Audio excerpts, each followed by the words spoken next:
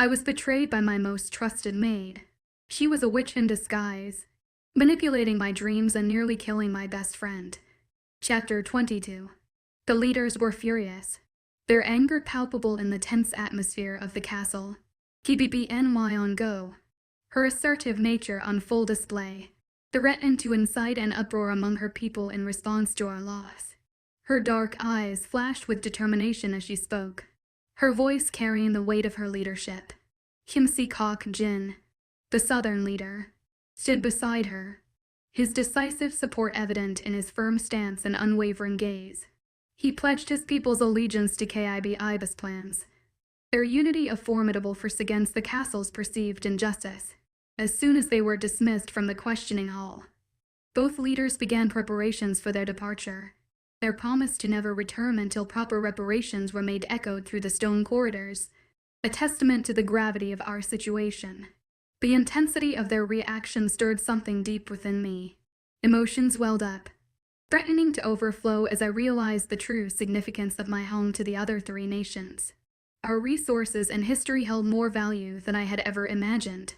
Regardless of the Western leader's silence on our behalf, alone in my room, I found myself staring at my wheelchair, a constant reminder of my newfound vulnerability. The metal frame gleamed in the dim light, both a lifeline and a prison. My fingers traced the cool surface, my mind wandering to the creature that had inflicted this disability upon me. We had one final dinner scheduled before the leaders departed for their respective homelands, and despite my physical limitations, excitement coursed deep through my veins. The thought of my new allies confronting the disgraced Luna one last time filled me with a perverse joy. I could almost picture her face, flushed red with embarrassment, and the image brought me more satisfaction than I cared to admit. The intensity of my pleasure at her misery was beginning to worry me. Yet, amidst this anticipation, something felt off. Lara is absent since my arrival at the castle Magdani. Of all the people within these walls, I had expected her warm welcome first. My father's words about her too, they disappear and echoed in my mind, leading me to one conclusion: 𝐊𝐬𝐧. Determined to uncover the truth, I maneuvered myself into the wheelchair, wincing at the effort. The familiar weight of my dagger pressed against my thigh, and my swords formed an X across my back, a reminder of the strength I still possessed. As I navigated the hallways, the towering figures passing by made me feel diminutive, less than the guard I once was. The wheelchair, a symbol of my current state, filled me with a burning hatred, but I knew there was no escaping it. The monster's attack had ravaged my nerve cells, and I was fortunate to have escaped with my life. En route to 𝐊𝐬𝐧's chambers, I encountered 𝐊𝐢𝐬 and 𝐃𝐞𝐬, their arms intertwined as they walked. The sight of them together stirred a complex mix of emotions within me: desire, hurt, and a twinge of forgotten memories. 𝐾𝐞𝐬's beauty struck me anew, her pale skin and raven hair a stark contrast that I had somehow forgotten. 𝐿𝐢𝐬, Slayman's voice broke through my reverie. That was quite a sight to see, wasnn't it? I nodded, my gaze shifting between them. It was a witch, it was, I replied, my voice barely above a whisper. 𝐾𝐞𝐬's warm demeanor shone through as she knelt beside me, her eyes brimming with emotion. You did great. Really? You've grown up so much, she said, her voice filled with a tenderness that tugged at my heart. 𝐿𝐢𝐬 told me you didn't recognize me during the ball. And well, I don't really blame him. You haven't seen me since you were 12, but I just wanted to say I never forgot you. Every day, I prayed to see your eyes again, and finally, in seeing them, her knuckles gently caressed my cheek, and I noticed the tears welling up in her eyes, a reflection of the complex history we shared. 𝐿𝐢𝐬, 𝐃𝐞𝐬 whispered, voice catching in her throat. You still are. I let out a shaky breath, unknowing of what to say to her words. How did I ever forget her? How in the world did I ever forget her? She was my person, the woman that I went to for advice when mother was too busy in my posture and fight. I'm sorry. I lowered my eyes. Don't you dare apologize. Little Wen. She tilted my chin upwards, forcing me to look into her eyes. The goddess pulled you away from me for a reason, and while I may not understand it now, the truth will come out. It always does. I completed, watching as a smile grew onto her lips. Exactly. With a satisfied look on her face, she stood up, sliding her arm back into 𝐊𝐲𝐻𝐬. I'll see you at the dinner. I really do hope you come back home with us. This castle is no place for a warrior like you. It was only then that I remembered Father's offer to me that morning. Home. The idea of going back to the north terrified me greatly, but the sole image of the sandy oasis that was my home filled the hollowness in my chest every so slightly. It was great seeing you, 𝐿𝐲𝐬. It really was. I confessed. I miss you greatly. Immerse. 𝐊𝐲𝐳, she said, sending me a wink. Your brother has bored me a bit. Hey, he growled, tightening his grip on her arm. That was nice. She snickered. Sorry, dear. I just missed my girlie. We'll be off now. Can't wait to see what you will wear tonight. I bet you do make even a potato sack look worthy. I chuckled, shaking my head. That's you, not I. I beg to differ. Oh, get a room, you two.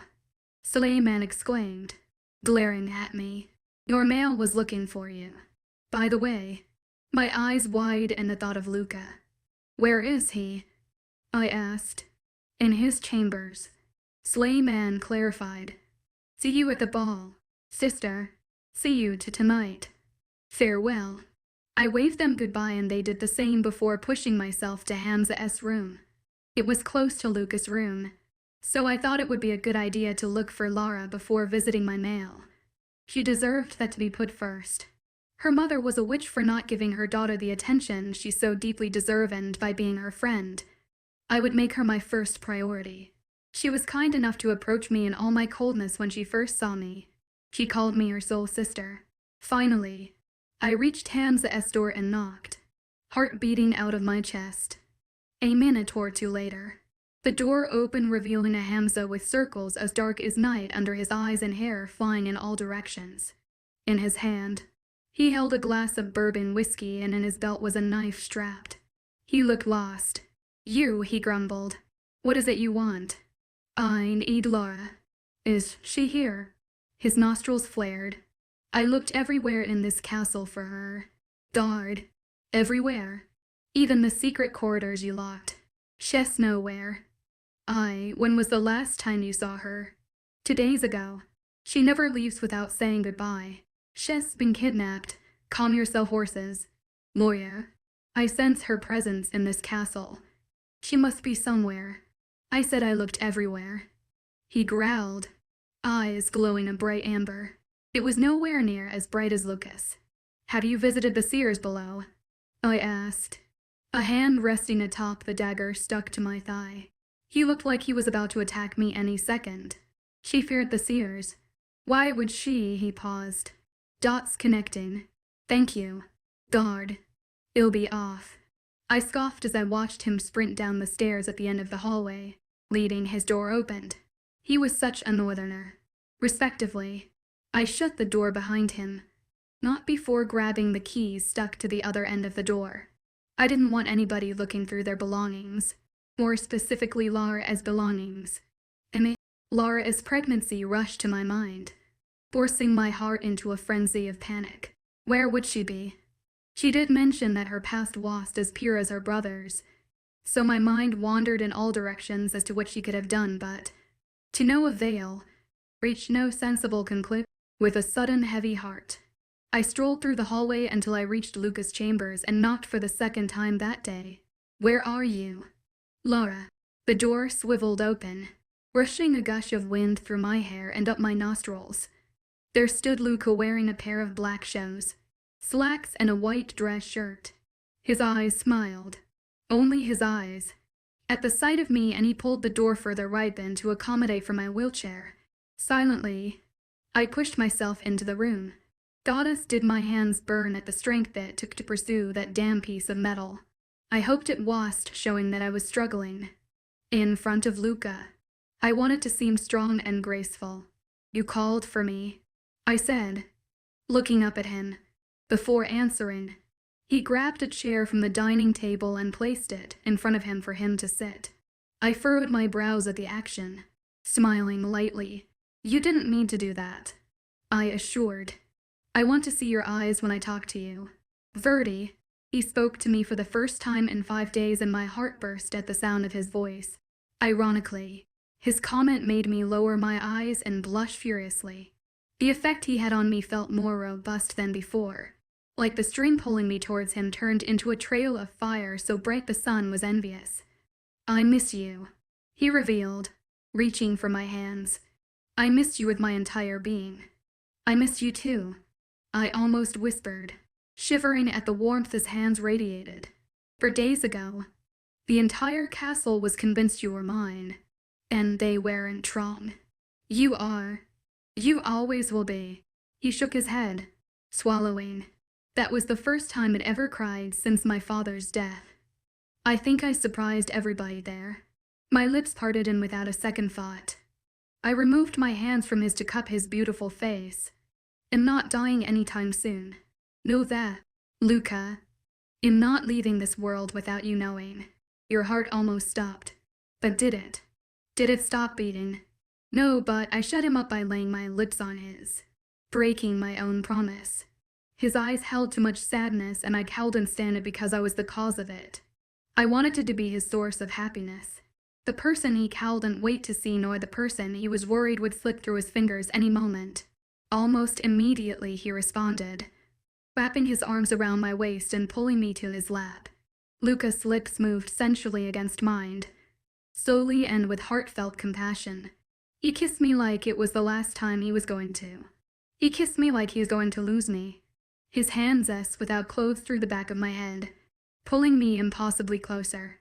It wasn't a kiss of lust, nor was it a kiss of desire. It was a kiss of reassurance and a kiss of love. He was the first to pull away, laying his head atop mine as he breathed heavily into my chest. "My wolf is ready to speak to you. 𝐊𝐲 has prepared something for you. Even I don't know much of it, but I can say he won't let me converse with you unless 𝐊𝐲 has shown you." I was taken aback, surprised. "I'll allow it," I said, laying a last chaste kiss to his sculpted lips. He smiled brightly as he looked up at me, appreciation saturated in his icy blue eyes. "I don't want to remove you off my lap." His voice was honey to my ears. 𝐿𝐲, tell my wolf it's my time with you now." I giggled, shaking my head. "No, tell Luke he can come out now. I have some unfinished business with him." Damn it, woman. You had one job, for the second time." I laughed, throwing my head back as I pushed myself off of him and stood on one leg. "Goddess, I really liked Luca. Really liked him.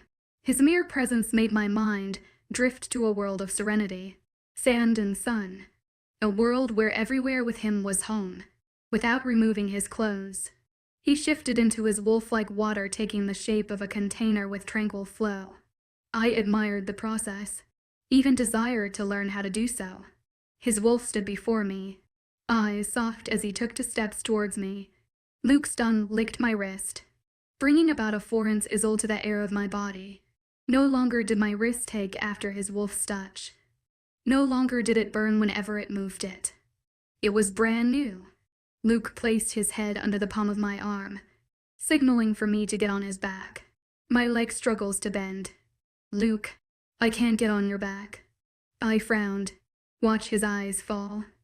All of a sudden, his face brightened as an idea popped up in his head. He lay flat against the ground, so flat he could have gotten away as a carpet. "Thank you," I said, limping until his spine laid between my legs. Luke arose, and suddenly, my legs were off the ground. I squeaked, fisting his fur with all the strength in my body as I sat on his back. I feared I was hurting him. Feared I was too heavy and a lot more things. He likes your touch, and you weigh no less than a feather would to him. "Leela, come yourself." Lucas' voice popped into my head, and for the first, I was extremely grateful for it. Though it would be best if you leaned a bit more to the front. This way he could run faster without worrying that you may fall. I did just as Luca instructed, scooting a bit to the front and bending my back like I was about to mount a horse. "I'm ready," I said, patting the side of Luke's furry face. Without a second word, Luke howled and sprinted out of Lucas' chambers, running with speed so intense the world blurred around us. It was just Luke and I, and the rest of the world was white noise. My grip on him tightened as he lunged down, forcing the wind to kiss the tan of my skin, and the smell of him to saturate the entirety of the atmosphere. I loved it.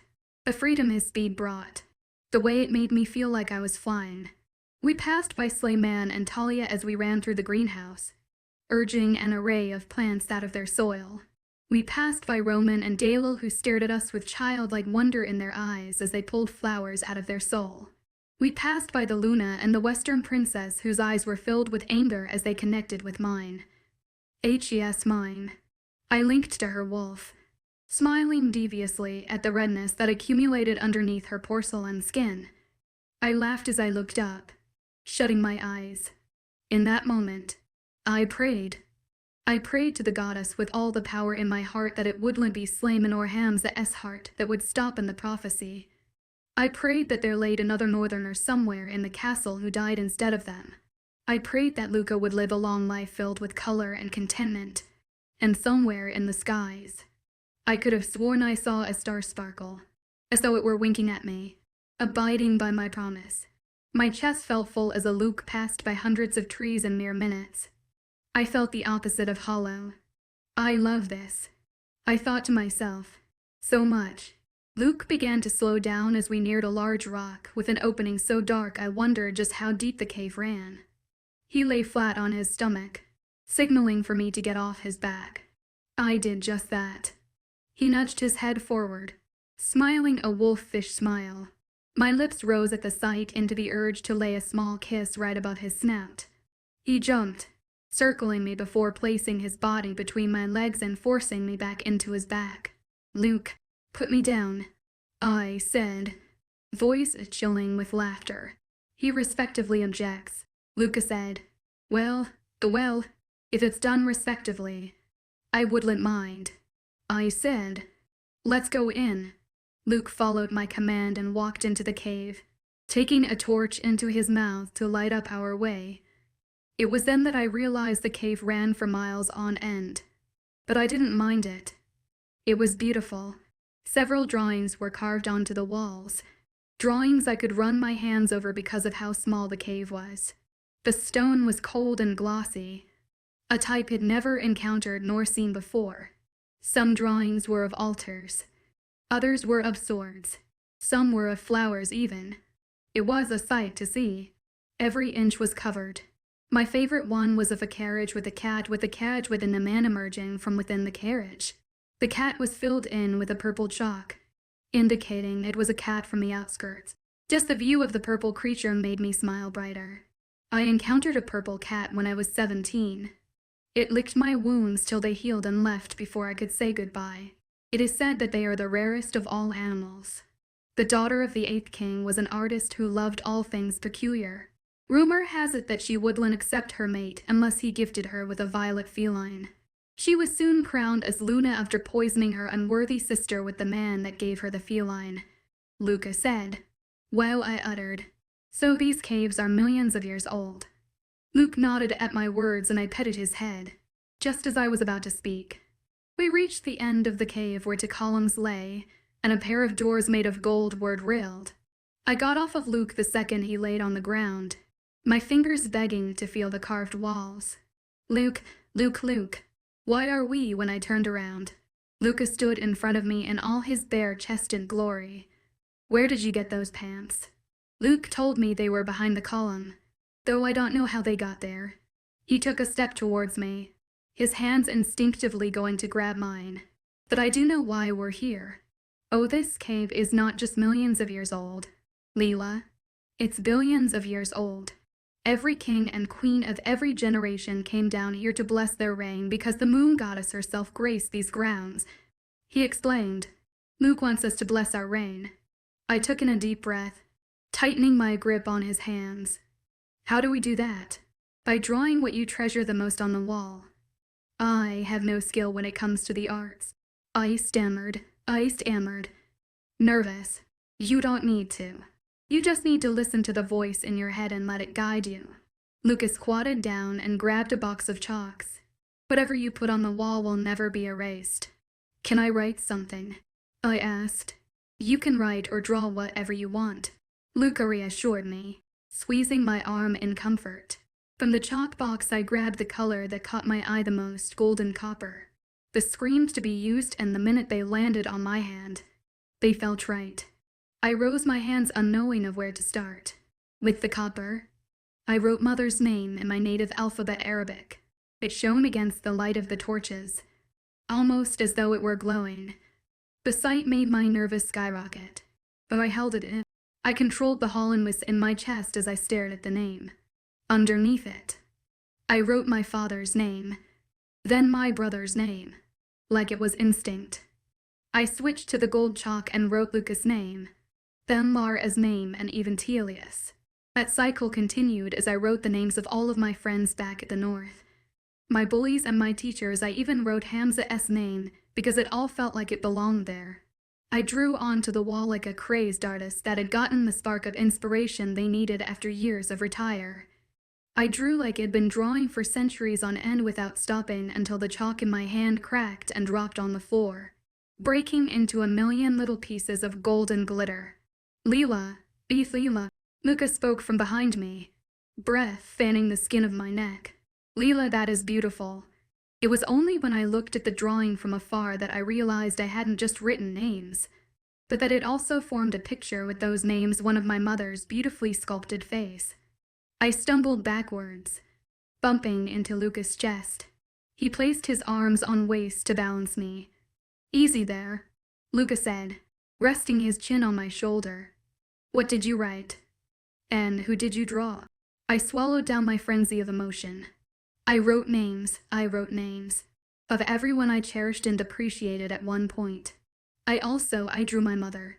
She's a stunning woman that birthed an even more stunning woman. He laid a kiss on my neck, one filled with appreciation that caused a fire to rise within my blood. I didn't know why it came out of my mouth. I didn't know how I'd grown the courage to say them.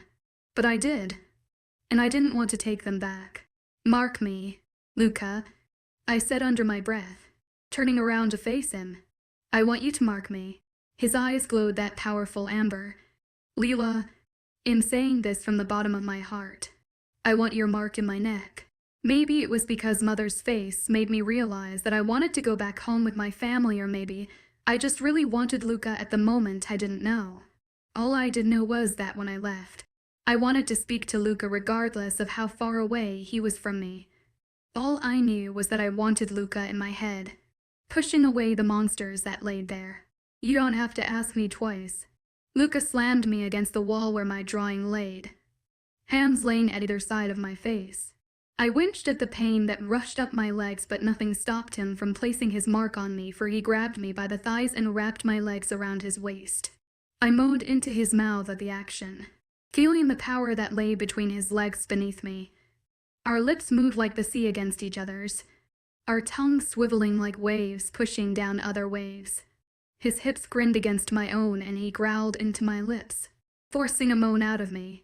It was then I knew what the real meaning of desire was, desire to have him fully and make him my own. He pulled away from me, leaving a trail of wet kisses at the base of my neck before finding my weak spot, the spot that made me legs clench around his waist furthermore. You're mine, 𝐊𝐲, he said, voice deep. All mine. Not even a second later, he sunk his teeth into my neck, rising in impeccable pain throughout the entirety of my body. It was a fire, similar to the one I felt before, except multiplied by 1,000 oils. It was long before that fire was replaced by a pleasure to robust. I squirmed against him, releasing sounds I didn't know I had in me. He rubbed my back, keeping a strong hold on one of my thighs. I shivered against him. No words could describe what I felt in that moment. The English dictionary was too mundane for Lucas' being. He made every language seem like it was enough for him, and I didn't mind that. In fact, I loved it. Mark me, 𝐊𝐲, he kissed my forehead. I want to show the entire castle that you're mine, that I'm yours. I corrected. That am yours, he repeated. I didn't hesitate to sink my lips into his neck and feel him wither against me. As I watched him, the complexity that he was, I wondered how he was able to hold me as he went through the pain I went through the pleasure I went through. He let out a low moan before dropping his forehead onto mine, our sweats mixing into one just as our souls were. We laid there for a few minutes, registering to the newfound fullness in our chest in complete silence, just the breathing of our bodies transcending into the atmosphere. He was the first to speak up. Not even a warning. He said, putting me down, I don't whenever you be worried or riled up. If I had the energy to swat you across the chest, I would. Luca, I said, wrapping my arms around his waist. Goddess, was I turning clingy? I was about to pull away before he pushed me flush against his chest. You're not clingy. Touch me whenever you want. However you want. I swatted him across the chest, evoking a hiss out of his chest. Goddess, when I said however you want, I didn't mean. You said however. Luca, I mumbled into his chest. Let go back to the castle before the witch looks for me. My eyes snapped to his in question. I was talking about my mother. He clarified. I chuckled, shaking my head.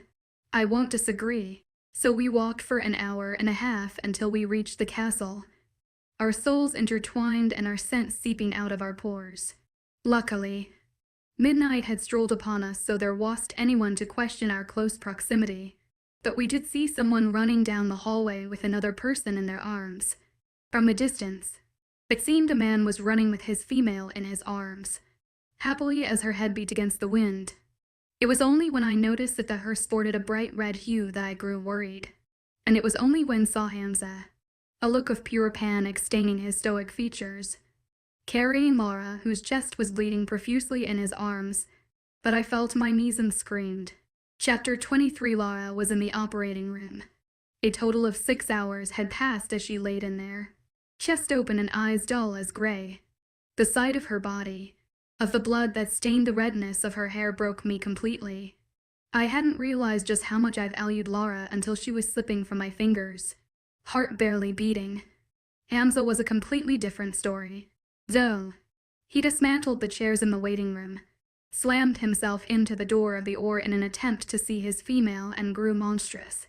By dawn, he had transformed into his wolf, ripping his armor to shreds of leather and sparks of metal.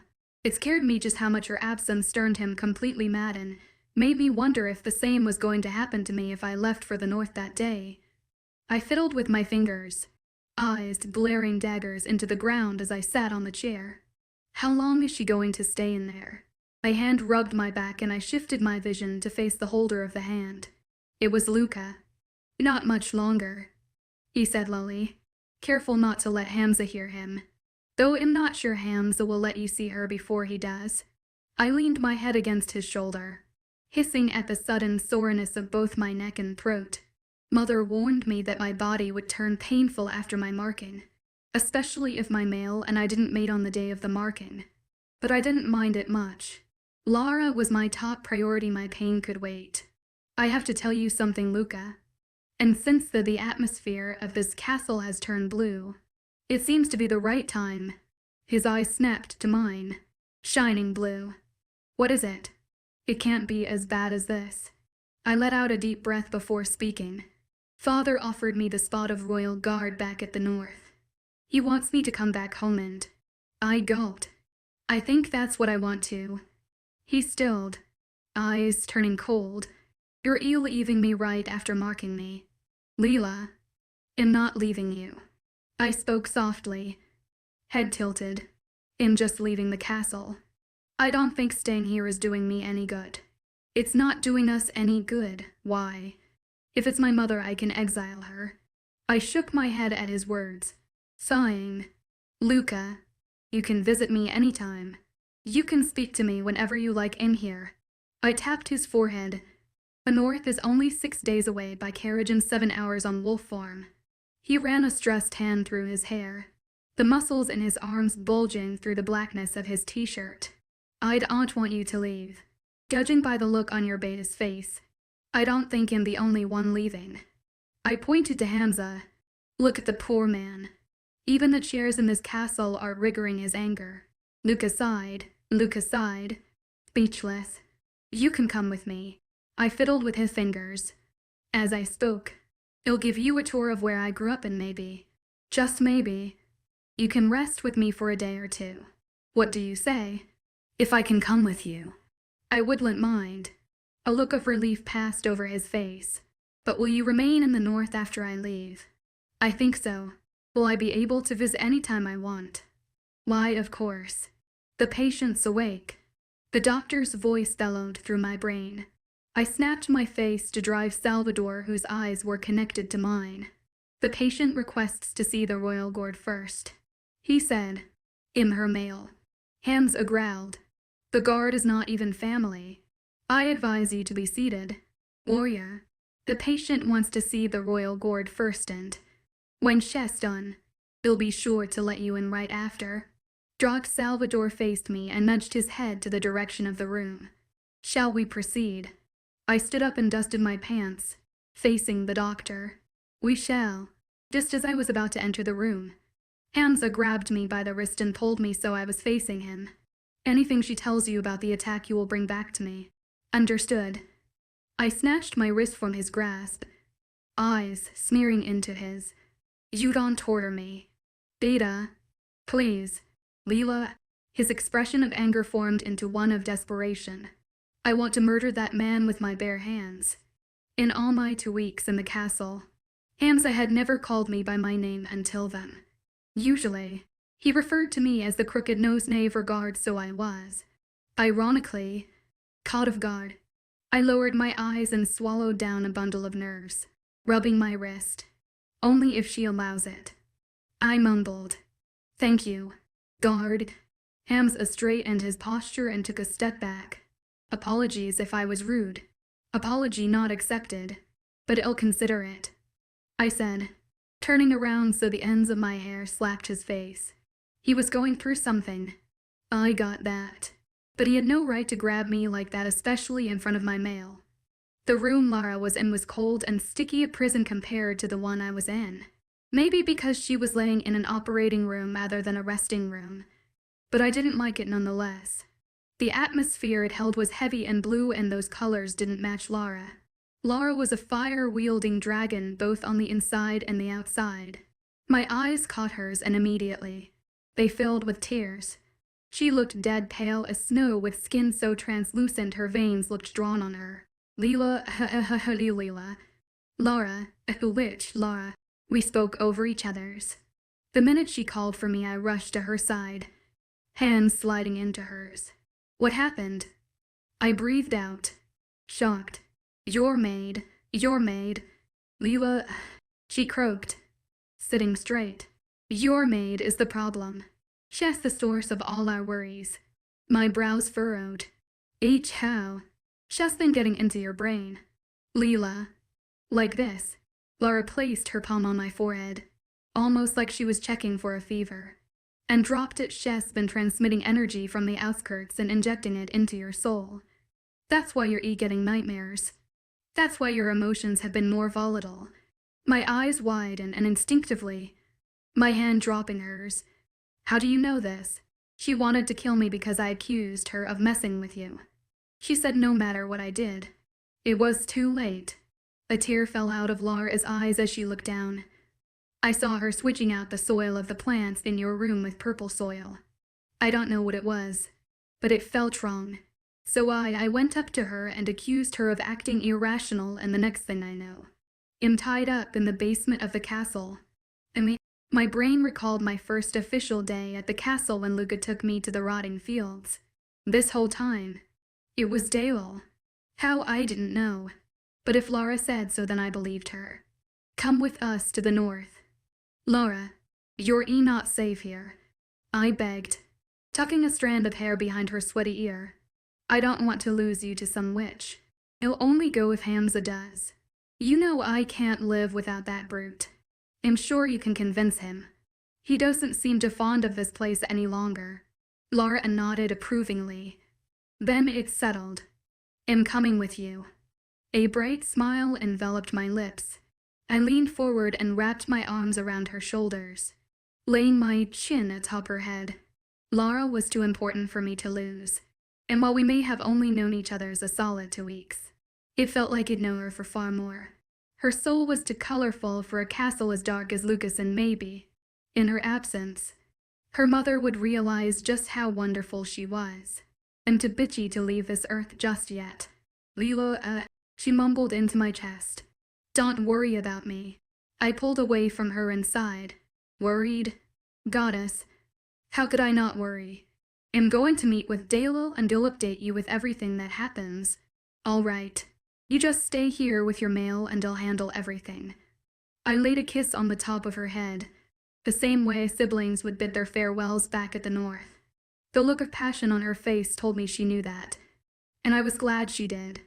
Lara really was the sister I never had. I love you, I love you. 𝐊𝐢𝐬𝐬, please don't make me outlive you, she said, sniffing. I love you more, Lara, and you'll try my best. I stood up, sending her one last smile before leaving her room and lining to my room. Something in me told me 𝐊𝐢𝐬𝐬 would be there.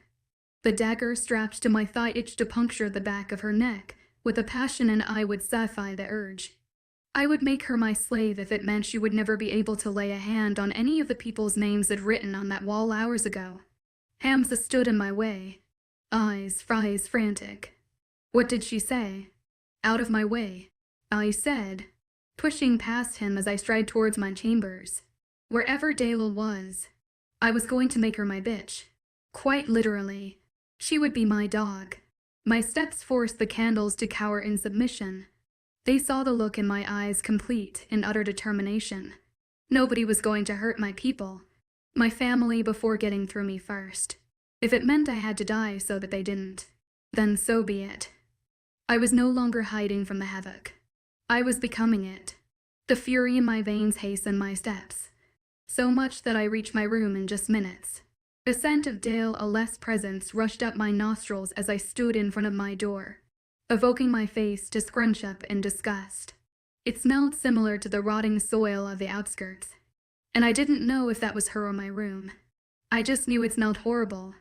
I rose my foot and slammed it into the door, breaking it open. The aura of my entire room was off. My windows were foggy with the respiration of the moist soil and my plants. My closet was rummaged with and my cupboards were all open. From beneath my kitchen counter, 𝐊𝐢𝐬𝐬𝐿 rose, fear hiding beneath the honey brow hue of her eyes. 𝐊𝐢𝐬𝐬𝐿, thank goddess you're here, she exclaimed, running to me. Some owns broken in. I held my palm out to her, stopping her from speaking. I'm going to need you to be honest with me, I said, a swear running down my forehead. Have you been playing with my mind? Her eyes widened and she shook her head frantically. I don't have the ability to read your thoughts nor play with them, I promise. What happened to Lara? I asked. And don't try lying. I don't know. She whimpered, hands held at her chest. I really don't. I slid my swords out of my back, shaking my head at her. I can hear your heartbeat all the way from here. Dear, you're lying. 𝐊𝐢𝐬𝐬𝐿's lips parted as she tried to look for a way out. I shifting from left to right rapidly. She was caught red-handed and she knew it. But I just couldn't understand how in the world she was able to conjure whatever was going on. She was a 16-year-old girl, for goddess' sake. Nobody at that age has the balls to attempt murder, especially not in the way 𝐊𝐢𝐬𝐬𝐿's heart was stabbed. Say the truth and I will spare your life. I tightened my grip on my sword, catching my reflection in their gloss. 𝐊𝐢𝐬𝐬𝐿 held her palms out to face my direction. I am saying the truth. Put your hands down, I ordered. She shook her head, eyes flashing a bright honey amber color, the same pair of eyes I'd seen in my nightmares. The sight made my skin crawl and my armor feel too tight now. I lunged at her, sword held high before plunging the metal downwards, ultimately slicing off her left hand. She screamed as blood squirted out of her dismantled limb, dropping to her knees, with full access to her neck. I dropped my swords and pulled the dagger from my thigh. If I was right, it meant war. I punctured the back of her neck with my dagger and stumbled backwards, watching as she stilled entirely.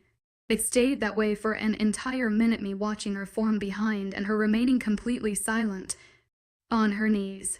It was until her spine cracked in my direction, lengthening in height and wrinkling her skin. The process was horrid and the smell she released was even worse. But I was right. 𝐷𝐴𝐿 was a witch and she was under my nose the entire time, breathing the same proximity of air I was and feeding me the food she cooked. The old woman that was 𝐷𝐴𝐿 rose on wobbly legs and turned around, eyes livid as she stared at me. It took me days to create that glamour, and you just dismantled it in seconds. Her voice was made of nails scratching against sandpaper. Being a witch means nothing. I swallowed. You will do as I say from now on. You think I don't know that, little girl? She sneered, teeth black and yellow. You think I don't know that you hold my soul in your bare hands? Why did you trick us? How did you trick us? The witch laughed a disturbing laugh before answering my question. Your face is all over those prophecies. The seers whisper your name and their sleep 𝐊𝐢𝐳, killer of magic and queen of the outskirts. I had to trick you. Why? You're not making any sense. I spoke in a strained voice, trying my best not to shout.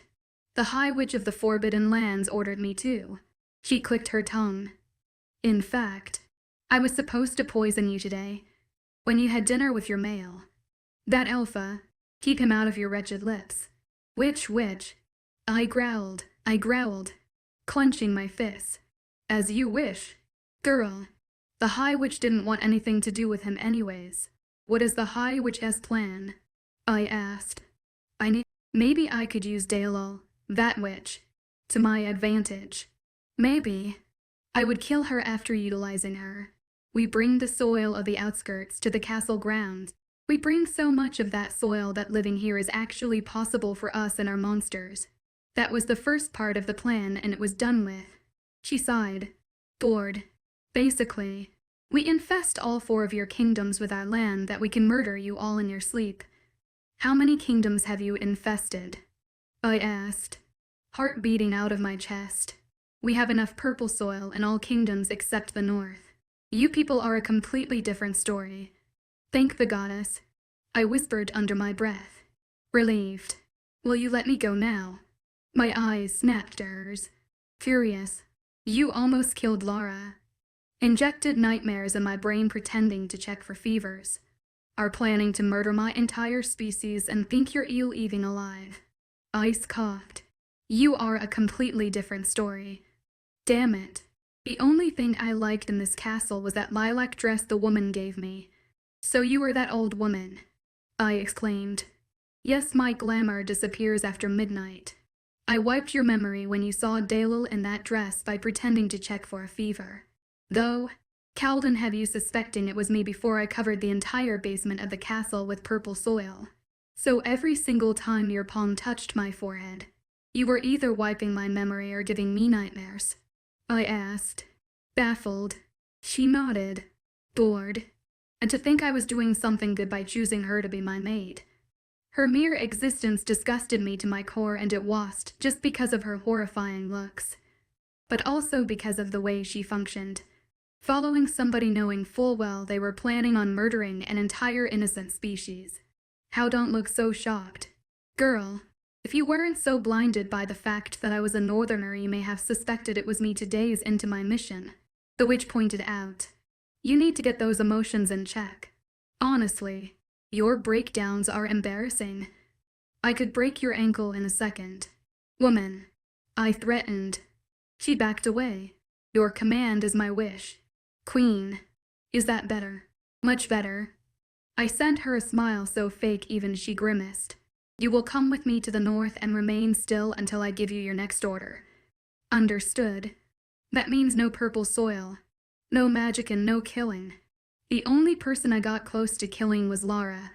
Calm your horses. You could have killed 10 people and I wouldn't have cared. But if Lara died that night, I would have skinned you alive.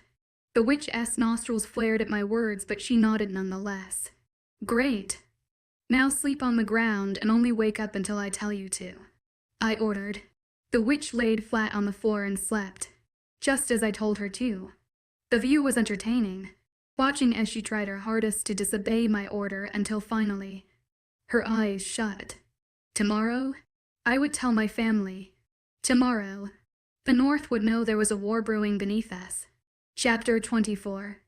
I explained everything to Luca, my father, and 𝐿𝐲. We planned that it would be best to inform the other kingdoms when they were on our lands, away from the purple soil that had infested their own. Father already sent out invitations to all 3 kingdoms to visit the North in exactly a week, and I was grateful at how compliant he was.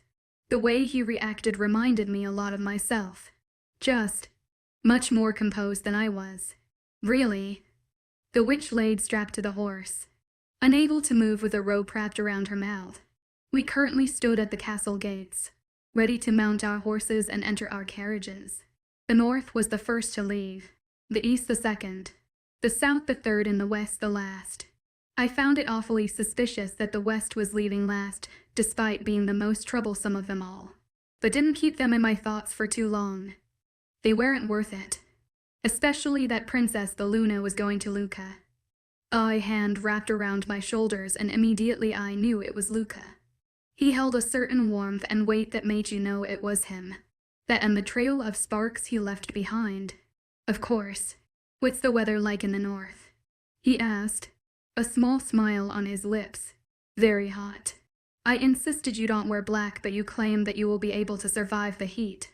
I rolled my eyes. Typical male.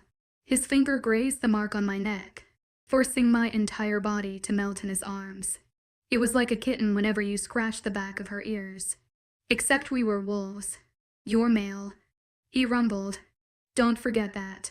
I fisted the fabric of his shirt and pulled him closer to me, a surge of confidence surging through my veins. I won't. I pushed him away after that, forcing his back to bump against the carriage behind him. I laughed at the sight, hand held at my belly at the strength of my laughter. You're such a tease, Leela. I don't know whether to love it or hate it. He let out a short breath and straightened his posture. Now get in the carriage. I need to check in on Lara one last time. Please. Fine, Luca grumbled. I rose to my tiptoes and laid a chaste kiss to his cheek before running down to Lara's carriage. Luca and I had our own. Lara and 𝐿𝐲 had their own, and father, 𝐿𝐲 and his men had their own. Since Luca and I were the most skilled warriors, our carriage was the first one in front of 𝐿𝐲's so we could protect Lara, whose condition was still critical. Behind 𝐿𝐲's carriage was father's. It was a good setup, great one in fact. Hesitantly, I knocked onto 𝐿𝐲's carriage and waited. He was greatly angered by the way I ignored him yesterday night, so I wouldn't have been surprised if he shut the door in my face. A minute or two later, the door was open, revealing a Lara on crutches. I rose to the stair of the carriage and wrapped her arm around mine. Lara, you should be seated. Where's your idiot of a male? 𝐻ES finalizing the paperwork so we can officially be part of the Northern Pack. Her eyes shone with excitement as she fell onto the seat. Fine. Goddess. I'm so excited, Lara. 𝐿𝐲 was telling me you guys had mountains made of sand and markets filled with carpets and gold. Indeed, we did. I just hope it's still the same. You know. I lowered my eyes. The war rue and everything. Lara, it even forced one of those mountains to tumble into nothing. Lara shivered. Eyes widened. It was that bad. I nodded. When I left it was nothing but sandy grounds and ashy palm trees. 𝐿𝐲 said the same. He too left during the war. She shook her head. I couldn't help but feel he was nervous when I said I wanted us to move away from the castle. He was scared that there was too much smoke in the air that would kill the baby. My eyes widened. Lara giggled. I saw your little note when you left. Leela. Don't act all surprised. It's still alive. After all the bleeding? I asked. Shocked, yes. It was what kept me alive. Her hands instinctively went to rub her stomach. My little warrior. Wow, I stared at her swollen belly in awe. Can I train her once she's of age? I was going to ask you to, but 𝐿𝐲 said he was supposed to do that. I love the man. I really do. but 𝐻ES nowhere near as good as you when it comes to battling. I smirked. Don't let him catch you saying that. Catch you saying what? 𝐿𝐷's head peeked through the open door of the carriage. His eyes landed on mine and his face instantly turned angry. It'll be off. Beta. Calm your horses. I stood up and left the carriage before 𝐿𝐷's bit my head off. Father saw me leave the carriage and sent me a small wave from afar, forcing a small smile to come across my lips. I waved back and turned around to head to Luca. It was weird. Ever since marking him, I felt far more territorial of him when he was around other females and never felt jealous over him. With an excited expression on my face, I stepped into the carriage, and the hands wrapped around my waist and pulled me downwards. Luca sat me on his lap, his front facing my back, and laid his chin on my shoulder. Luca, I exclaimed, heart beating out of my chest. I thought you were an intruder. Tell me, Leela, what's your favorite color? I relaxed into his hold and sighed. Midnight blue. Really? Or a deep red? 𝐴𝐷 red would suit the tan of your skin wonderfully. He purred into my neck, laying a wet kiss on my mark. Molten lava spread through the core of my stomach and I clenched his wrist. I know. I breathed out. What is your favorite feature of mine? Your shoulders and your eyes. Then why aren't you looking at me? He asked, turning me around from my waist. I looked down at him, hands sliding up and down the back of his neck. I am. Good. He smiled a toothy smile. Now tell me about the north. Luca, it's the best of both worlds. It's a sandy oasis. We have lagoons that run for thousands of miles and palm trees that hold hundreds of dates.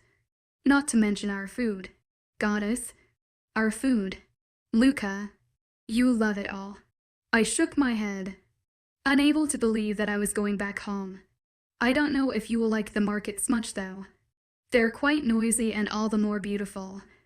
I'm not gonna lie, I've never touched sin in my life, so I can't really imagine much of what you're saying, but your words make it sound otherworldly. I stilled. You've never touched sand. He shook his head innocently. I wish there was some machine to capture the way you're going to look when you feel the sand beneath you. My eyes sparkled at the thought. It's like walking on pillows. Very, very hot pillows. Stop it. You're making me restless to see the place. You should be, I said. My nails grazed the back of his neck, lightly scratching on the skin there. He groaned in response, leaning his head on the wall of the carriage and shutting his eyes lightly. I leaned forward so my lips grazed his ears and spoke lowly. It's a 3-day ride, Luca. Best you catch your rest now. Why now?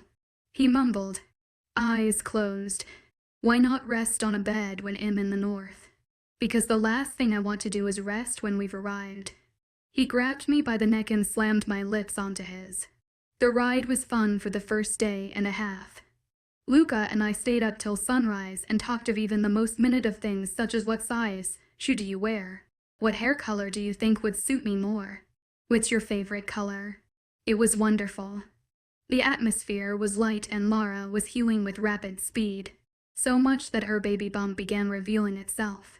Luca told me that he longed for his maid because his mother never showed him true love until he got his status as king. He said it made him detest her and desire a female he could show exactly what love meant to. It made me understand why he was such a romantic, just like his father was. After that, however, it was the opposite of fun. It's not like the carriage was spacious. Rather, it was the fact that Luca and I were alone in an enclosed space that was slowly turning hot as we neared the north. The sexual tension in the carriage skyrocketed after the second day, but none of us were man enough to point it out. All we did was ignore the way our knees would occasionally rub against each other. Pretend like though we didn't notice how intensely we would stare at each other when we weren't looking and pretend to fall asleep. Goddess, the entire carriage smelled of lust and desire. It was Luca that broke the silence first. How long till we reached the north? I ran a hand through my hair and licked a droplet of sweat from my lips before answering. About 10 to 20 minutes. You can see some of the sand has slid into our carriage from under the door. You seem rather glum." His eyes landed on my lips, staying there for a while. Arrogant ass. Who knew sexual desire could make you feel so violent? Signing. I ignored his comment and stared out of the window. If I hadn't been so entranced by the way Lucas Dance hugged his thighs, maybe I would have noticed the mountains of sand stacked atop each other's right outside of my carriage. Amazed.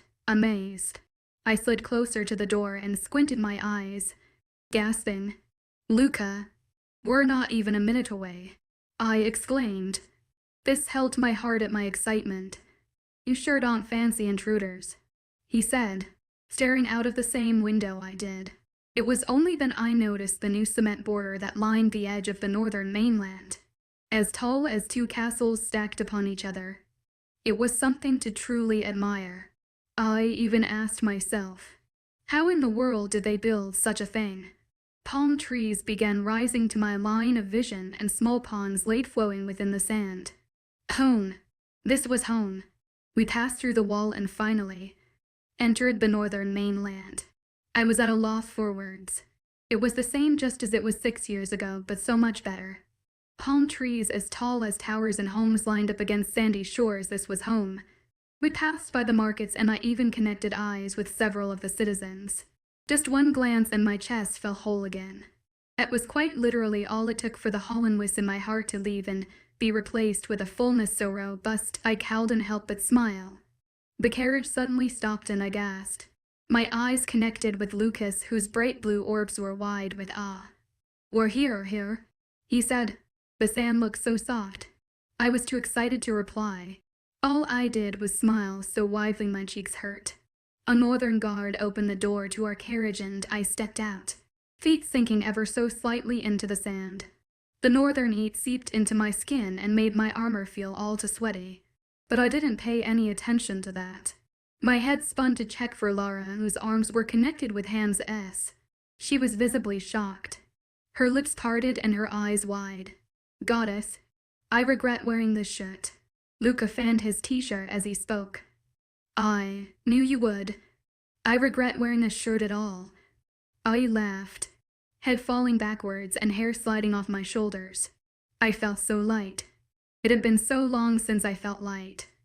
"The sand feels wonderful," he said in awe. "Like a mattress that molds according to your body." He squatted down and grabbed a fistful of the sand, watching as the thousands of grains slipped through the holes of finger. A smile came onto his lips as he traced the letter L and looked up at me. "This is so cool." I bent down so our eyes leveled and made a box with my fingers, with my tongue peeking out of my lips. I looked through the box with one eye. "Done." He chuckled, shaking his head. "What did you do?" I captured a memory. For a while, he remained staring at me. I sensed wonder swirl in his eyes, as though he were amazed by my box of memories. Finally, he stood up and placed his arms around my waist, ready to pull me to him until my father approached us, eyes strong in their assessing of my mail. At the sight of Bilal hatted, Luca let go off of me and kicked at the area of sand where his lil laid. "Leela," father began. "I'm Luca. Do you like what I've done with the place?" Without a second thought, I wrapped my arms around his waist, squeezing his body so tightly I felt I may have disturbed him. Thankfully, he returned the gesture and slid his arms over my shoulders, rubbing my back. "He'll take that as a yes." I nodded eagerly into his chest, lips rising impossibly further. He pulled away from me but made sure to keep an arm wrapped around my shoulders so that he could assess Luca. Father was just as tall as my male, but his appearance was much more rugged and rough, whereas Luca had a few scars littering his skin. Father had battle marks lining almost every inch of his exposed body. His skin was a dark caramel from his extended exposure to the sun, and his hair was thick, a beard lining the bottom of his face. Luca swallowed before bowing to my father, nodding curtly after. "Alpha of the North, your lands are a present to the eye." My father nodded, smile disappearing. "King of lichens, I appreciate your words. What I do not appreciate, though, is you marking my daughter without my consent."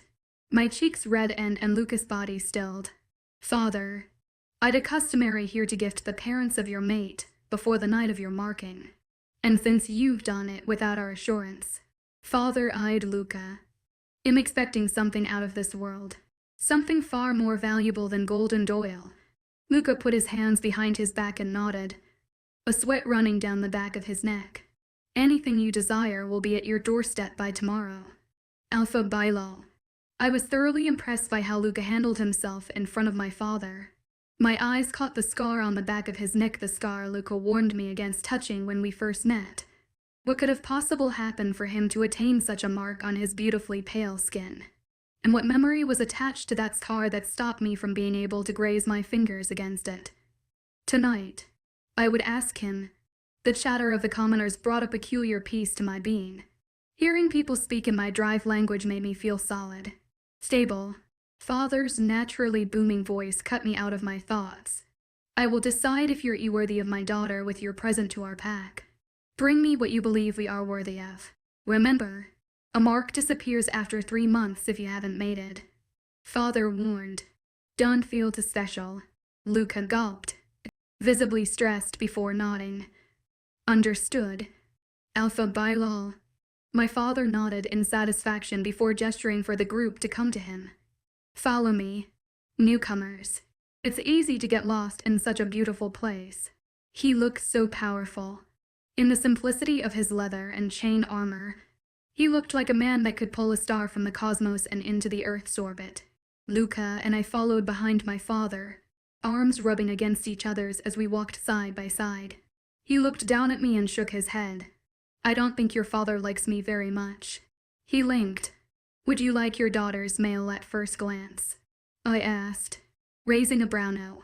And think of what you would want your future son-in-law to gift you in exchange of your daughter. I reasoned, fingers grazing his own. I never thought of it that way. He let out an impressed breath. I shrugged. What can I say? King, I am one of a kind after all. Indeed you are. A surge of affection surged through our bond and I took in a deep breath to stop my muscles from turning into seething soup.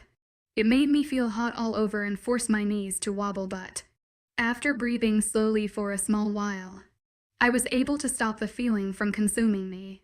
Luca placed his hand on the small of my back and I leaned into it, sawing content lie. The further we walked, the harder the ground got until the sandy ground were no longer beneath us. Rather, it was cement roads.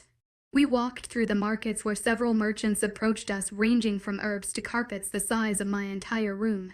Men walked with baskets on their heads and the women graced the cement streets wearing beautifully patterned caftans to stop the sand from entering their eyes.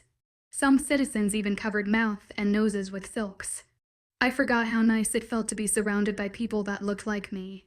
No longer did I feel like the Northern Royal Guard. I just felt human. We stopped once we reached a mansion made of a dirty white rock. It was beautiful, with a fountain gracing us at its entrance. The minute we entered the place, two boys that looked identical and a woman with hair as dark as the cosmos met my father with a tight hug. Father kissed the top of the woman's head and leaned down to hug the boys tightly, evoking my brows to furrow in confusion. It definitely was customary to greet maids with kisses on the head here, unless it was female to female. The boys, though wonderfully looking, remained unknown to me. 𝐿𝐴 did the same and ruffled the boys' hairs. Smiling down at them, Father stood up and turned around, a nervous smile on his face. 𝐿𝐴, royal guard of all 4 kingdoms, Father began. Meet my mate, the 𝐊𝐴𝐺𝐻𝐿𝐴, and my sons, Nader and Ahmed. My heart cracked.